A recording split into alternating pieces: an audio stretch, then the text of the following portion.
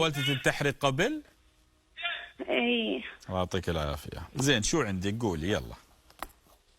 والله يا شيخ انا تعرفت على واحد وحبيته، كان عمري تقريبا 15 سنة، وبصراحة يعني حبينا بعض كثير لدرجة ما تقدر تتخيلها نهائيا. هو عراقي على فكرة، وهو حاول بكل شيء يطلع بيده انه نتزوج، والتقينا اكثر من مرة، بس للأسف أهله كلش رافضين. أمه تقول له لو بس إنها كانت عراقية مو مشكلة، يعني كان مشكلة الوحيدة إني أنا مو عراقية. أنت كم عمرك الآن؟ 26. ما شاء الله أنت 11 سنة تحبي. 11 سنة أحب. عمري بحياتي ما خنت، ما تعرفت على غيره، يجوني فرص زواج كثيرة ما تقدر تتصورها، ما قبلت نهائيا. حتى الشخص اللي بيجي يتقدم لي ما أعطيه فرصة أشوفه، على طول صرت أرفض. سمعت ناس كثير حكوا عني، حاولت أتعلم لهجة بكل شيء فيني حتى أقدر أفهمه، يعني تقريبا كان هو كل شيء بحياتي. لهجتك عراقية أصبحت؟ أنا 11 سنة أكلم عراقي، أنا مغربية وبحياتي ما كلمت مغربي، يعني على طول بكلم عراقي، تعلمت أكلات عراقية، دائما ببالي إنه أنا شي يوم راح أتزوجه وأعيش وياه.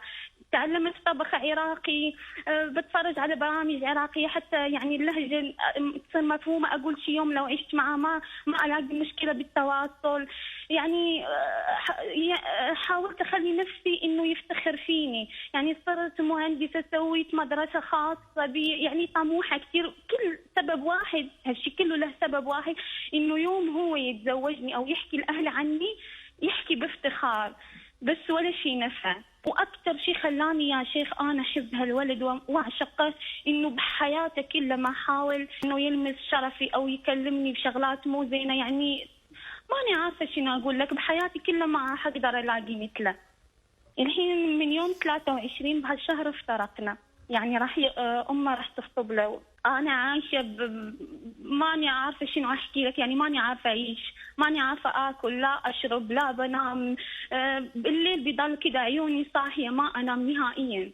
سؤالي الحين اريد اعرف اعيش بدونه.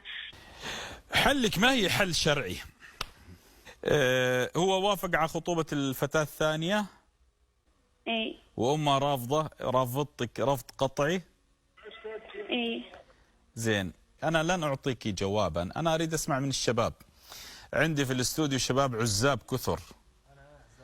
أول واحد المنصوري. منصوري شو حلها؟ أنا فعلا أريد أستفيد منكم اليوم. أنت كشاب تشوف هذا الشاب عازم إنه فعلا يريدها؟ لا بصراحة أجب. ارفع صوتك. لا. جنيبي؟ لا. أبو محمود، أبو محمد، أنت عندك بنات. كذاب. زين، أبو إيه؟ أبو عمر، عندك بنات أنت. تحسه صادق؟ كذاب. زين، رجا، عندك بنات أنت. شو تحس الشاب صادق ولا كاذب؟ كذاب. عادل، أعلى عشان تسمع. سألت لك 6 شباب. استيقظي يا أختي. اللي يريدك ما يصبر عليك 11 سنة. هذا كذاب. علمتي؟ نحن معشر الشباب إذا أردنا نخلص من بنت نقول لها أهلي رفضوا. لا تكوني ساذجة. السذج لا مكان لهم في هذه الدنيا. علمتي؟ كوني عاقلة. من صبر 11 سنة على فراق من يحب ثم يتعذر بأمه وبعاداته وتقاليد. الحب لا يعرف العادات والتقاليد. الحب لا يعترف بجنسية ولا حد ولا حدود ولا جواز سفر. ابدأ حياتك وكوني قوية. ابدأ من جديد. ما زلت صغيرة في السن.